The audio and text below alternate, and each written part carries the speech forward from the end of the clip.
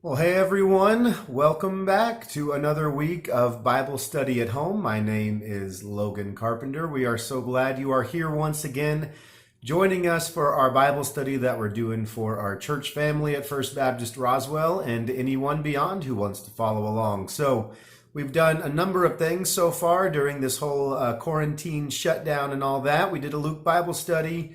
We finished spiritual disciplines a couple weeks ago, and last week we started a new study. So this week we are on week 2 of our sprint through the Old Testament. We started at the very beginning. Each week we're going to review so you can kind of get the backstory, know how we got this whole way. Not much to review this week. Last week we were at the very beginning, Genesis chapter 1, and so this is week 2. So let's figure out how we're getting from week 1 to week 2. Let's review just a little bit, go through some of that story, and then we will get into our lesson for today. So we started at the very beginning, Genesis chapter 1. God creates everything and calls it good. God looks at creation and says, this is very good, including humanity. However, humanity, being who we are, we make it 2 whole chapters without messing anything up. Genesis chapter 3, everything changes. Sin enters the world, and now a plan is being put into motion in order to make things right. Remember our number from last week, number 1, it only took one sin. We were in the first chapter of the Bible, first verse, started all at the very beginning. Each week, this is part of the fun of this series that might help you remember it. You can do this at home or not, up to you, but it helps me to remember it, the fingers. So last week was week 1. It took one sin. Sin has entered the world now. In just a little bit, we'll get to our 2 fingers for today. So we have a long way to go to get there. Adam and Eve were in the Bible, these first 2 people that are recorded. And we know that we get some familiar stories in the coming chapters. They have some kids, particularly brothers, Cain and Abel. You know the story of Cain and Abel. They fight. Cain is banished after killing Abel.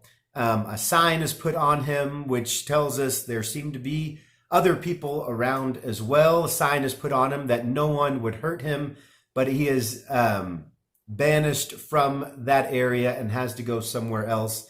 In chapter 5, we get Adam's lineage, which eventually leads us to Noah. So it says right there in chapter 5, it goes through father, son, and we see that Noah is the, let's count them, there's 7, great grandson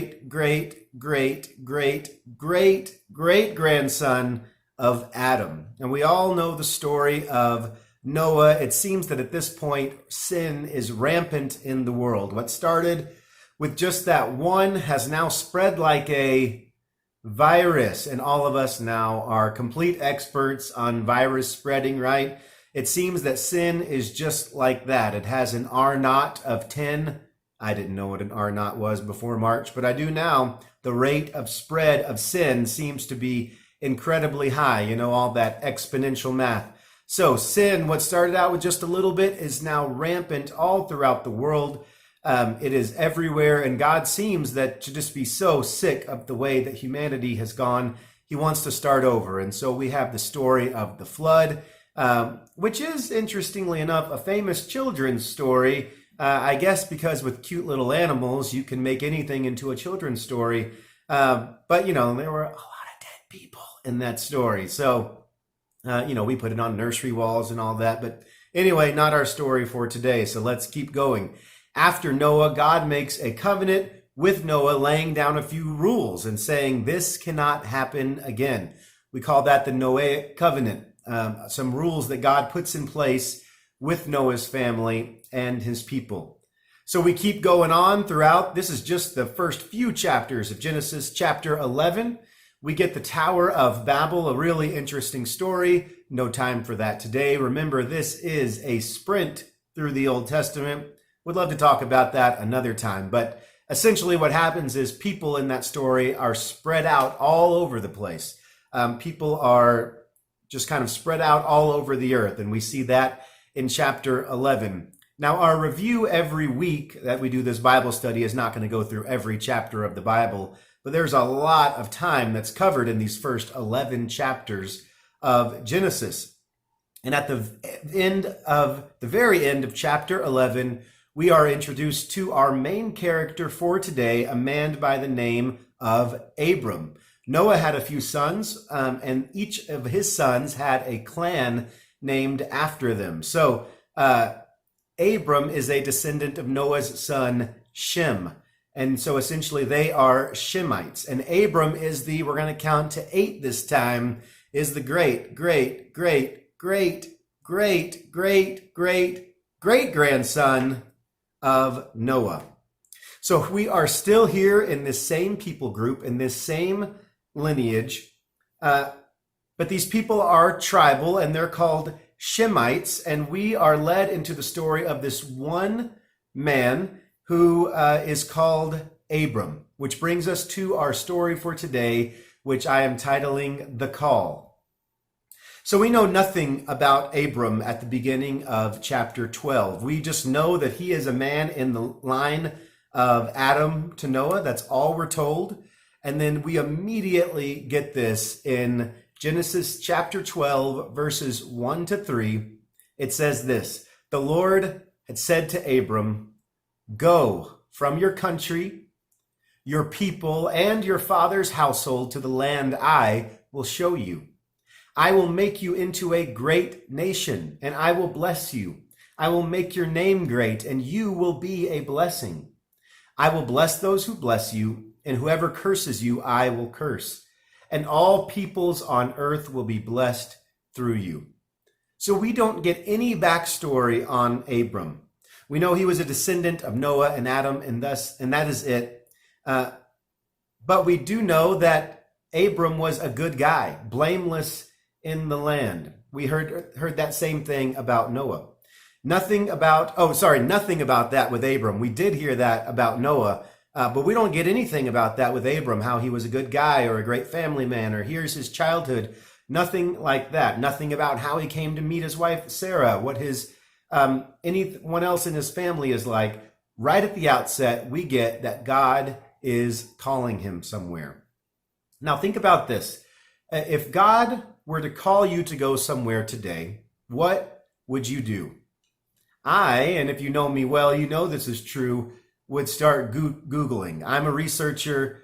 I want to have the information ahead of time. I want to make a good plan. So let's say God was calling me to Kenya. It's a place that our church goes often on mission trips. I would start looking up the best way to get there, start looking for the best flights, researching the best flights to get there. Looking at, is it safe? What are our State Department's recommendations for travel there? What language do they speak? What kind of customs do they have there? Maybe even what kind of outlets they have. How am I going to charge my phone when I'm there? What kind of electricity are they using? I don't know.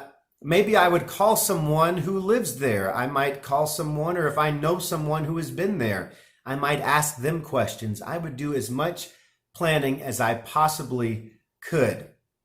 We have safety today in our information, in our knowledge, in our connections, in our ability to make a plan, but Abram had none of that.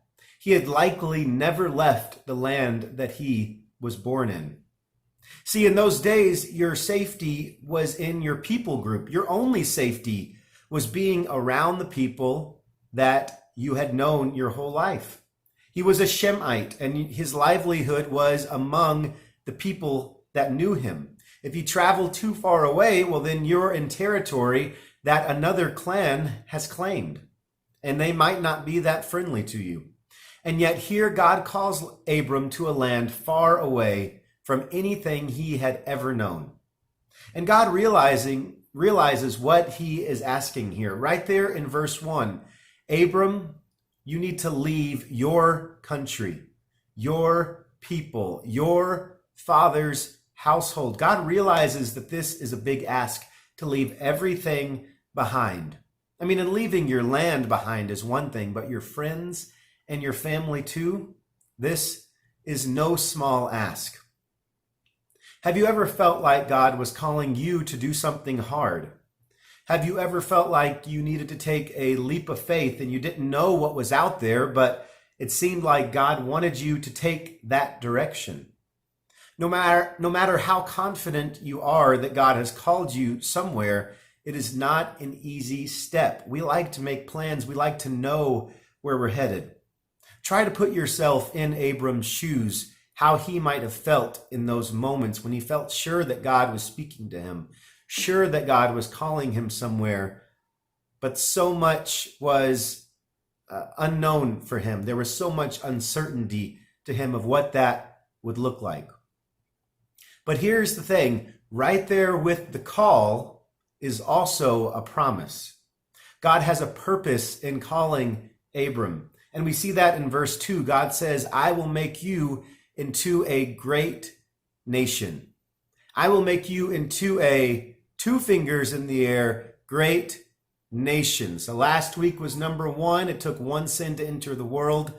This week, if you want to help remember the sprint through the Old Testament, 2 fingers, great nation. That is the big point for today. This is the plan. Sin entered the world, but God is making a way out of it, and it is going to come through this great nation. It is going to come through Abram's descendants. We're going to get to the Abraham part in a little bit. And through that nation, God says, all people on earth will be blessed. So the call is big. The call is very big. It's hard. It's difficult. It is a huge ask. And yet, God's promise to him is even bigger. The call is big. The promise is bigger. God tells Abram that through his call, he would give his descendants land. He would make their people into a nation, and all people would be blessed because of it. All people, for the rest of eternity, would be blessed through these descendants. So let's keep reading and take a look at what happens next, verses 4 to 7. Starting in verse 4, it says this, So Abram went as the Lord had told him, and Lot went with him. Abram was 75 years old when he set out from Haran. He took his wife Sarah, his nephew Lot, all the possessions they had accumulated and the people they had acquired in Haran, and they set out for the land of Canaan. And they arrived there. Abram traveled through the land as far as the site of the great tree of Moreh at Shechem. At that time, the Canaanites were in the land. The Lord appeared to Abram and said, To your offspring I will give this land. So he built an altar there to the Lord who had appeared to him. So we see here that Abram went. That's right where we start in verse 4. Abram went. We don't get any hint that there was a hesitation. Maybe the author is just giving us the brief notes, but I mean, Abram here is 75 years old. Anyone out there watching this Bible study who's 75 years old and ready to pack it all up and move somewhere you've never been before and start all over? My grandmother right now, she's just turned 90 last month, and our family is working this week to pack up her house. We've sold her house, and she's going to be moving to a nursing home, and it's not easy. She's been in one house for 70 straight years. Since 1950, she's been in the same house. And yet now she is being asked to pack up some things and move to a place that she doesn't know the way. It is a difficult thing to do. And Abram here goes. He goes without hesitating. He goes because God has called him there. I imagine that any one of us could come up with a number of excuses of why this plan, God, are you sure you really thought this through? Is this really the best plan? How about I'm too old?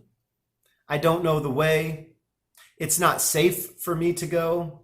I have too much stuff. There's no way I can get it all there.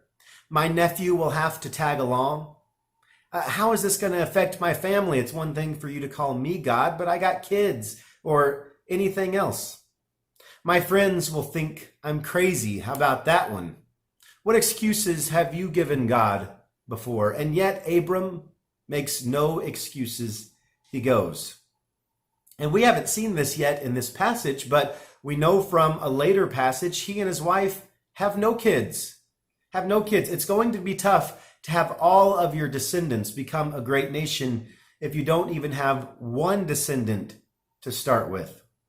It reminds me of back in the day, Phil Mickelson was known as a great golfer, but one who couldn't get over the hump, and he could never win the big one. He could never win a major. And over he came really close and he could never get there. And I remember one time in frustration at a press conference, he blurted out, "You guys don't get it. I'm trying to win multiple majors. I can't even get the first one."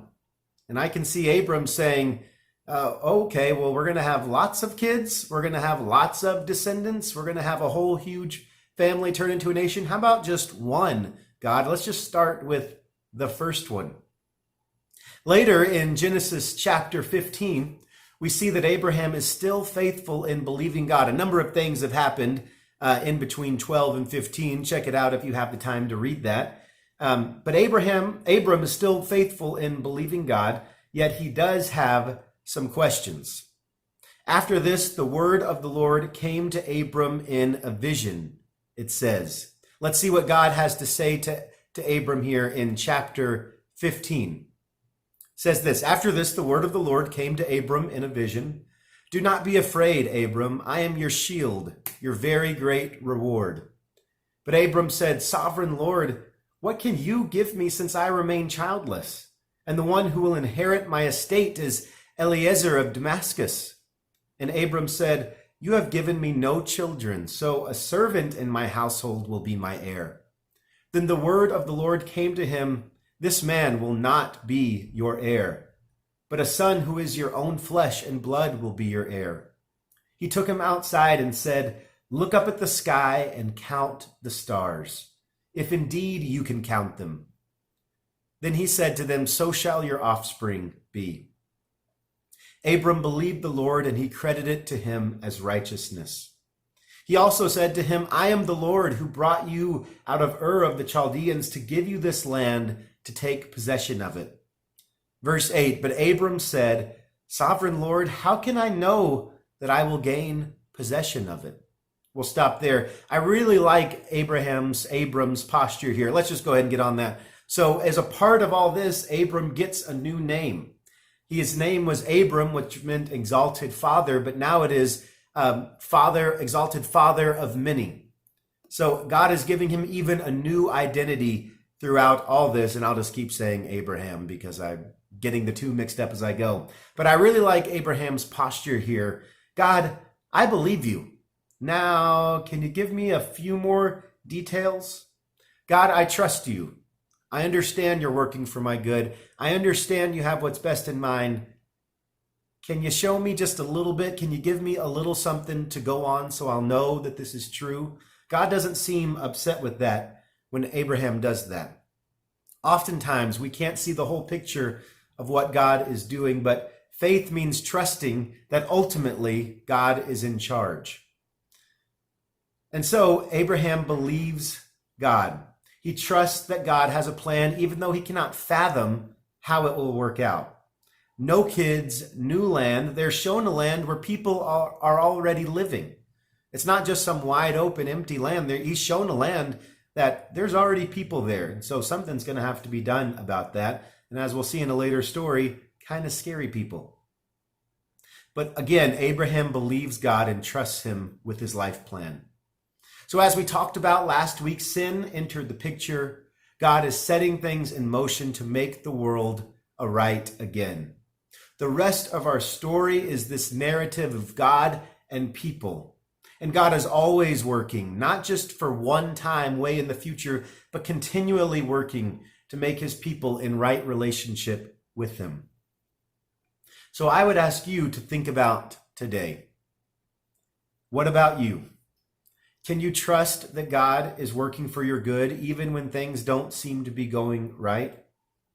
Do you believe that God can redeem your story no matter how messed up it is? Are you willing to trust him and follow wherever he calls you without giving excuses? Think about those questions as you ponder Abraham's part in this overarching wide narrative of the Old Testament. And what's more, get ready for this. We were just in Genesis 15, that part where Abraham had questions for God. And there is a prediction from God at the end of this chapter. He's telling him how it's going to be in the future. Listen to this from verse 12. As the sun was setting, Abram fell into a deep sleep, and a thick and dreadful darkness came over him. You remember, he has all these questions. He's worried about it. And then in verse 13, then the Lord said to him, know for certain that for 400 years your descendants will be strangers in a country not their own, and that they will be enslaved and mistreated there. But I will punish the nation they serve as slaves, and afterward they will come out with great possessions.